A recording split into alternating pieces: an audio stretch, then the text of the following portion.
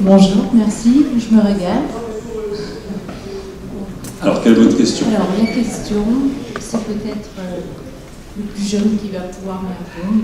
Je sais pas. Aujourd'hui, quid lorsqu'on commence à faire des tests ADN du style MyHeritage ou 23andMe en France ou ailleurs en Europe? Bon, moi je suis à un âge où je l'ai fait, je me dis, je sais très bien qu'ils vont les revendre à n'importe qui. J'interdis mes enfants de le faire parce que j'ose imaginer qu'avec cet ADN avec lequel on va retrouver les membres de la famille, pour retrouver l'hérédité, en France on dit que c'est que pour l'hérédité, mais enfin avec l'ADN on peut voir bien plus. Où on en est aujourd'hui dans des limites, dans les protections juridiques en France, en Europe, au niveau international. Est-ce qu'ils vont les revendre à des assurances qui, effectivement, un jour vont me rappeler et me dire « Madame, vous êtes gentille, vous êtes tel facteur de risque Alzheimer, donc votre police d'assurance va être... » Alors, en fait, ces tests ADN sont des tests ADN qui sont... c'est des boîtes privées, c'est un enjeu ludique. Aujourd'hui, c'est vendu pour savoir si on est originaire d'Asie à 25%, de France à 30%, d'Italie, etc. Donc c'est un enjeu ludique, mais en effet, on peut se poser la question, déjà, rien de la fiabilité, et deux, qu'est-ce qu'on fait réellement de ces données? En gros, donc, la question, c'est, si quelqu'un veut répondre, sur qu'est-ce qu'on va faire de ces données qui sont récoltées aujourd'hui dans l'industrie ludique, dans l'industrie... c'est pas du médical, là, mais pourtant, ces entreprises ont des idées derrière la tête, non? Alors, on a une vraie chance en France, quand même, au niveau de la protection des données, et même en Europe. D'un point de vue digital, on a beaucoup entendu parler de la RGPD, la Réglementation Générale de la Protection des Données, qui protège vraiment les données personnelles. Mais je vais prendre un autre exemple qui, lui, est américain, et qui, lui, est peut-être pas exactement ça, mais qui peut être fait en parallèle. C'est Google qui a signé un accord avec Mastercard. Je dis, sérieux, ça ne nous impacte pas dans nos données de santé, dans tout ce qu'on peut en faire. Mais en fait, votre test ADN, vous l'avez acheté en ligne avec votre carte bleue, en faisant une recherche sur Google. En disant ça, j'ai presque envie de vous dire que j'ai répondu à la question finalement. Il y a une exploitation commerciale qui peut être faite de manière complètement indirecte, sans que ça soit ce test ADN qui soit fait directement. Et aujourd'hui, c'est les enjeux aussi de ces data management platforms, c'est justement d'exploiter ces données croisées pour finalement revendre d'autres informations plus utiles à d'autres entreprises. Donc, est-ce qu'on le déconseille aux jeunes?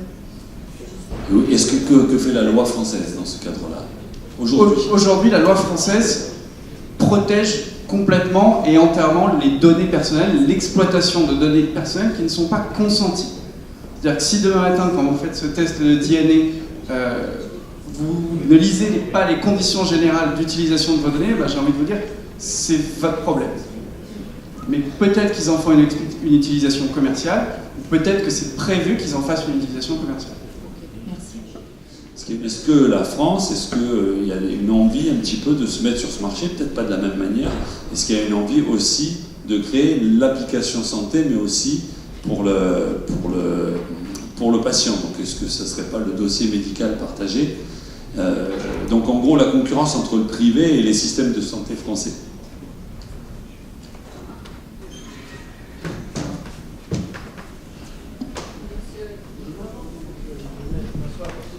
Je crois que déjà, en ce qui concerne de la disposition des données, il va y avoir l'espace de santé numérisé personnalisé, qui normalement, je crois que c'est à partir de 2020 qui devrait être opérationnel. Chaque citoyen naissant aura la possibilité de disposer d'un espace numérique dans lequel il aura le choix même lui-même de dire à quel correspondant, praticien ou établissement il confiera ses données pour son suivi personnel ou même pour faire de la recherche sur ses données propres. D'autre part, on a aussi parlé du LZAE qui va être en fait un portail unique d'accès aux données sur l'ensemble des bases dont on dispose. Donc quelque part, le système, globalement, on va dire le système français réagit au travers de tout ça. Ce qu'on peut noter, et il y a eu un rapport de la configuration, de la mission de préconfiguration du gouvernement en juin 2018 sur l'accélération du virage numérique qu'on demandait aux établissements de santé.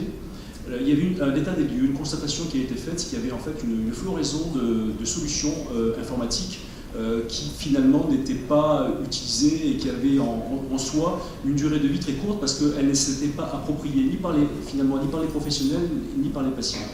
L'idée, c'était de redéfinir cet aspect-là pour arriver à définir un aspect de solution socle qui serait partageable par tous, et puis laisser en fait le reste qui serait peut-être un petit peu plus, on va dire, en pointe ou évolué ou spécifié sur certains cas d'usage à des environnements de type start-up. Et donc de travailler sur cet environnement socle qui permettrait, comme on a raté, je le rappelle juste, on a raté le virage de l'interopérabilité en 2000, dans les années 2000, hein, dans les systèmes d'information. On a raté complètement ça, et c'est ce qu'on paye aujourd'hui en termes de qualité de prise en charge, en termes de sécurité, en termes de coûts. Ne ratons pas le deuxième virage qu'on est en train d'amorcer, c'est la structuration des données numériques de santé, et je crois que le gouvernement commence à se mettre en ligne au travers des différentes pistes qu'on aborde. Et je pense que de toute façon, il y a un expert, puisqu'il fait partie du FDTL, Frédéric Precioso, pourra aussi nous dire le combat qu'il mène au sein de cette structure pour pouvoir corriger peut-être les imperfections dans la gouvernance qui peuvent nous amener aussi là à avoir certaines dérives. Est-ce qu'il y a une question, ou si vous voulez dire quelque chose, vous le dites, vous tendez le micro. Est-ce qu'il y a une question? Alors moi j'ai une question encore. Est-ce que le médecin ne va pas devenir un peu plus ingénieur? Est-ce que la formation du médecin ne tire pas vers un médecin ingénieur, puisque justement on touche à des questions, on appelle ça encore l'informatique, mais des questions de logique. Est-ce qu'on part vers ce type de profil-là dans la formation, ou est-ce que déjà aujourd'hui il y a des médecins qui sont de type médecin-ingénieur? Je peux peut-être répondre à la question parce que je me sens concerné. J'ai pas de formation d'ingénieur, mais je suis développeur depuis mes 15 ans en fait. Donc je développe dans plein de langages de programmation, j'ai créé pas mal de programmes. Et actuellement, dans les grandes sociétés d'intelligence artificielle, il y a plein de médecins qui sont employés. Donc médecins et ingénieurs travaillent déjà main dans la main dans ces sociétés-là. Ce qui est, à mon avis, très très important, et ça rejoint un peu la question précédente, c'est qu'il y a une course à faire des bons logiciels. Parce que si demain, on vous propose le choix entre utiliser un logiciel français qui va vous donner le bon diagnostic dans 75% des cas, ou utiliser une technologie américaine qui va vous sauver dans 99% des cas, qu'est-ce que vous allez choisir? La technologie américaine. Donc, et c'est aussi ce que vont choisir les assureurs. Parce que ceux qui vont payer derrière les soins, ils sont obligés de couvrir leurs risques. Et donc, si vous n'avez pas un logiciel qui est le plus performant, et donc si vous n'avez pas des données qui sont mises en commun et des logiciels performants, on va se retrouver très à la ramasse et très, très à la traîne, et on ne pourra plus rattraper cet écart. C'est-à-dire qu'aujourd'hui, par exemple, on ne peut pas créer un nouveau moteur de recherche derrière Google. Ben, ce sera la même chose avec les logiciels de santé et d'IA. Donc, je pense que là, il y a une urgence. Il y a une urgence à ce que nos ingénieurs français se mettent vraiment un coup de pied aux fesses et qu'on les aide aussi. Et on en est où dans cette urgence? C'est-à-dire le retard est à quel niveau? Est-ce qu'il y a un retard d'ailleurs, puisque je crois savoir que l'algorithme qui a gagné contre le jeu de Go, ces deux algorithmes ont fusionné, qui sont des algorithmes des années 80 qui ont été faits par des Français. Donc c'est plus Google qui est une machine à racheter, qui est une machine à avoir des calculateurs qui ne sont pas atteignables pour nous Français, mais bon, la matière grise, là pour le coup, elle était française. Et ouais, le problème c'est que par exemple le directeur de l'IA chez Facebook, Yann Lequin, c'est un Français. Donc il a été recruté par Facebook et aujourd'hui c'est lui, monsieur IA dans le monde, c'est ce Yann Lequin, il est français. Alors il revendique d'être français, hein, c'est sympa, mais il travaille aux États-Unis pour Facebook, quoi. Donc, et aussi pour l'urgence, c'est que par exemple Google a récemment mis en place un programme de recherche sur tout un tas de maladies, dont Alzheimer. Il recrute en ligne des patients. Donc vous pouvez vous inscrire en ligne, vous allez cliquer sur le site. Et ce que dit Google, c'est que demain, une bonne étude médicale devra au minimum inclure 1 million de patients. Et aujourd'hui, c'est très très très très très loin de ce qu'on fait nous en médecine avec quelques centaines ou quelques milliers de patients. Donc on va très vite être dépassé si on ne se dépêche pas. Et c'est pas un message de défaitisme, mais plutôt optimiste pour essayer de se dépêcher. Merci. Juste un petit mot pour compléter ce que dit Michael, c'est que ce qu'on constate aujourd'hui en France, c'est ce que Steve Jobs disait dans les années 80, c'est-à-dire qu'en France, on a les meilleurs ingénieurs qui sortent, on a les meilleurs étudiants, il l'a dit comme ça, mais qu'on a un problème d'applicabilité des techniques. Et encore une fois, le logiciel là, que je viens de présenter, il a été vendu aux Américains, à une grosse firme américaine, alors que l'idée était française à la base. En fait, on a beaucoup d'idées, on a beaucoup d'innovations, Le problème, c'est peut-être qu'on ne sait pas les appliquer, ou du moins que l'échec chez nous est fatal, et que quand on fait beaucoup d'erreurs dans ces progrès, dans ce type de développement, du coup on est très réticent à réinvestir à nouveau, alors que les Américains ils se relèvent, et puis ils ont aussi ces grosses boîtes qui rachètent au fur et à mesure ces startups, d'où naissent l'innovation, parce qu'une grosse boîte ça n'innove plus. Une grosse boîte, ça rachète les innovations des startups, et en France on n'a pas du tout, à mon sens, à rougir des startups qui existent. Je crois qu'il faut faire des nuances en fonction des disciplines et des thèmes auxquels on s'adresse. Alors, dans la santé, ça peut être très délétère d'être en France, puisqu'on a un payeur unique, un payeur qui ne s'intéresse pas à la qualité, très peu, et qui, en définitive, stocke les données sans qu'elles soient facilement accessibles. Le SNIRAM, c'est quand même une galère pour y accéder. Donc, tant que ça sera comme ça sera un frein. Mais le jour, par exemple, où on aura par exemple, des assureurs privés, ils auront tous intérêt à chercher l'objectif de qualité, de performance, le meilleur soin au meilleur coût, etc. Et donc, à partir de ce moment-là, ça risque de débloquer les choses. Mais si on reste avec ce système de payeur unique, je pense qu'on avancera pas. Enfin, ça va être très limitant. Monsieur Degausse, vous voulez répondre? Non, au contraire. On peut continuer la discussion sur ce sujet en disant que l'architecture de la base de données est extrêmement importante aussi. Il faut un nombre de patients, il faut que la base de données ait beaucoup de patients, il faut un algorithme qui marche bien, il faut que l'architecture de la base de données corresponde à ce que l'on cherche. Quand on cherche pour améliorer l'électrocardiogramme, on prend beaucoup d'électrocardiogrammes. Quand on cherche à améliorer l'infection urinaire, on prend beaucoup d'infections urinaires. Quand on cherche à avoir les épaules, on prend beaucoup d'épaules. Mais le problème du SNIRAM qu'on a, ce sont les ordonnances qui sont faites par les médecins et qui, ma foi, n'ont pas de diagnostic de maladie, on ne connaît rien sur le malade non plus, de son histoire. Donc, ce sont des données très, disons, dégradées. Et que si on veut en savoir plus, il faut retourner aux sources. Et donc, on n'a pas ça. Il faut d'abord avoir 66 millions de personnes, on va avoir beaucoup, mais si elles sont dégradées, ça ne suffit pas.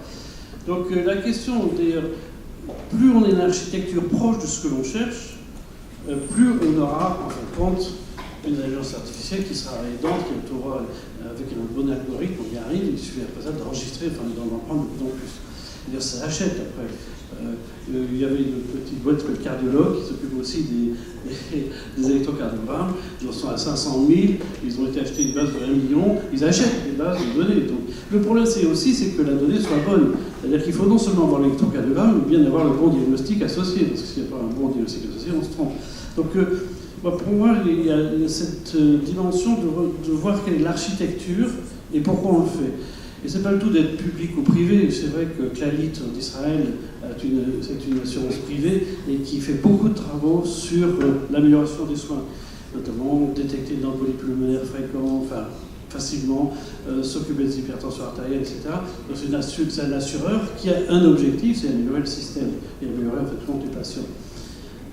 C'est vrai que notre financeur assureur, il est plus dans le sens économique, à chercher à savoir combien on dépense d'argent et non pas tellement comment vont les patients. C'est ça aussi le problème actuellement. Mais peut-être que le Data Health, le Health Data Hub fera peut-être quelque chose, hein, je ne sais pas, ça c'est... Vous allez nous dire. Vas-y, monsieur. Je voulais juste réagir à quelques petites choses qui avaient été dites et puis sur la question de à quel point on est loin ou pas au niveau international. La première constatation, elle est un petit peu, disons, inquiétante. C'est qu'aux États-Unis, il y avait, alors je ne vais pas me souvenir du terme exact, donc je vais l'inventer, mais ça va quand même correspondre ça va quand même parler aux gens. On va dire le Health Numeric Act, comme vous avez le Patriot Act contre le terrorisme, qui a été pris aux États-Unis en 2013. La contrainte était que tous les établissements hospitaliers des États-Unis devaient être passés au tout numérique en 2015. Chaque mois de retard en 2015, c'était des coupes dans les subventions du type $100 000 par mois pour chaque hôpital. Donc, autant vous dire que courant 2015, tous les hôpitaux des États-Unis, du plus petit au plus grand, étaient tous passés au numérique. Une anecdote pour juste faire un distinguo, dans les discussions que j'ai eues avec les cardiologues au CHU, qui est un CHU dans la région, que ce soit de Marseille à Monaco, on est quand même très très bien fourni en qualité d'établissement. Il n'empêche qu'en discutant avec des cardiologues, sur 6 appareils qui font de l'analyse de signaux cardiaques, 2 seulement donnent des sorties numériques, les 4 autres donnent des sorties papier. Autant vous dire qu'à mettre dans un ordinateur, j'ai plus de mal à le faire, à part recruter des esclaves, des stagiaires pour qu'ils transforment les données papier en numérique. Mais donc, ça, c'est la situation de la santé en France, c'est-à-dire que les États-Unis ont 2015-2019, 4 ans d'avance. Ces données-là sont fournies à toutes les start-up, entreprises pour développer de nouveaux logiciels et des plateformes qui vont être achetées, comme cela a été très bien dit, en France. En revanche, je vais nuancer par rapport à l'enthousiasme, c'est quelques poids d'années supplémentaires par rapport à d'autres intervenants. Ce que j'ai présenté à la fin sur les biais ou sur ces perturbations qu'on peut avoir dans les données d'origine qui trompent complètement l'algorithme, elles sont au cœur des plateformes aujourd'hui qui ont lancé des startups, sans les citer, qui sont au top du CAC 40 aujourd'hui.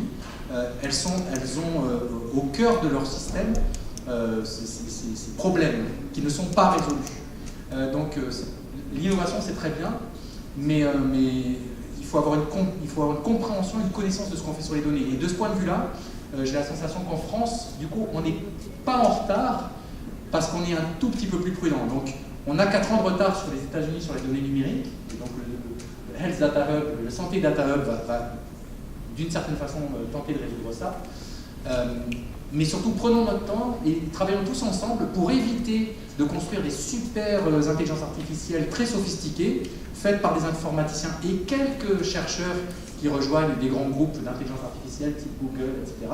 Mais faisons-le collectivement, de façon à ce que tout l'esprit critique que peut contenir un CHU, de façon à construire des choses qui soient plus intelligentes et qu'on n'ait pas à corriger les biais ou les problèmes que j'ai montrés 5 ans après. Parce que si vous êtes dans le biais ou si vous êtes dans la partie, dans l'ombre de la décision, c'est une catastrophe. Donc on est en retard, mais faisons-le bien. Prenons notre temps et faisons-le bien. Et l'innovation, c'est bien, mais l'innovation a des objectifs que n'auront pas les services publics. Donc il faut le faire de façon intelligente pour qu'on n'aille pas dans le but.